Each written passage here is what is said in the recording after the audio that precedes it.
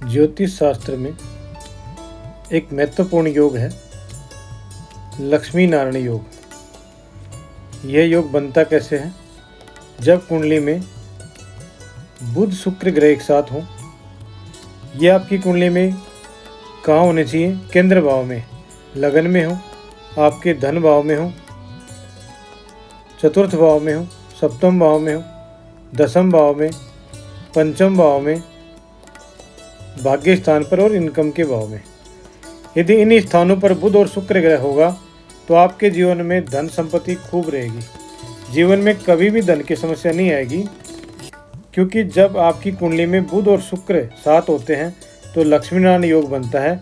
ऐसी स्थिति में व्यक्ति को धन संपत्ति का लाभ मिलता है, लग्जरी लाइफ होती है, मनोरंजन प्रिय होता है, रोमांटिक होता है, आर्ट, अभिनय और कला में रुचि रहती है। जीवन में सुख सुविधाओं की कमी नहीं रहती है। कारण यह है कि जो बुध ग्रह है ये बुद्धिमान बनाता है व्यक्ति को। बुध ने उसको बुद्धि दी है। जब कोई बुद्धिमान व्यक्ति होगा तो अपनी बुद्धि का प्रयोग करके जीवन में सफलता प्राप्त करता है। और शुक्र ग्रह का सहयोग मिल जाए, बुद्धि भी हो और साथ में लग्जरी लाइफ देने वाला ग्रह शुक्र भी हो, धन संपत्ति ऐश्वर्य देने वाला ग्रह शुक्र है, विलासिता देने वाला ग्रह शुक्र है। जितने भी लोग फिल्म इंडस्ट्रीज में हैं, अभिनय करते हैं, कलाकार हैं, संगीतकार हैं, अच्छा काव्य रचना करते हैं और उनके अंदर एक विशेष प्रकार का आकर्षण का गुण पाया जाता है। इस आकर्षण के गुण के कारण लोगों के प्रति और लोग उनके प्रति एक श्रद्धा भाव रखते हैं और एक अच्छी पहचान होती है समाज में भी, और नेम और फेम ऐसे लोगों को मिलता है क्योंकि बुध उसको बुद्धि देता है। अपनी बुद्धि के बल पर वो अच्छे अच्छे कार्य करता है।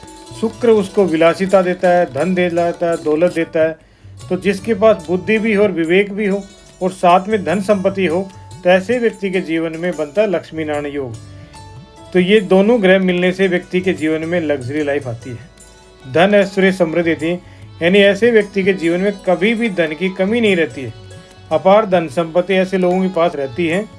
और यदि आपकी कुंडली में ये युति बन रही है और फिर भी यदि आपके पास अपार धन संपत्ति नहीं हो रही है तो आप देखिएगा कहीं बुध या शुक्र दोनों ग्रहों में से कोई ग्रह कमज़ोर तो नहीं है। जो ग्रह कमज़ोर होगा उसका आप उपाय करेंगे तो आपको इस योग का पूरा फल प्राप्त होगा।